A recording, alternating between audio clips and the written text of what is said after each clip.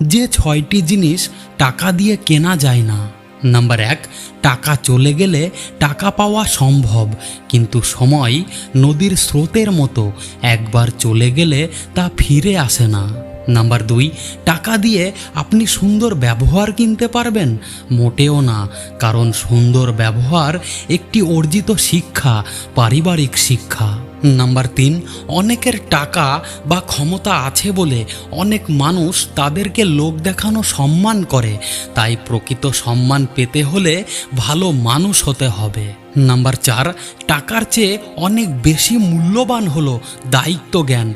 যে ব্যক্তির দায়িত্ব জ্ঞান নেই সে সমাজে পরগাছার মতোই বসবাস করে।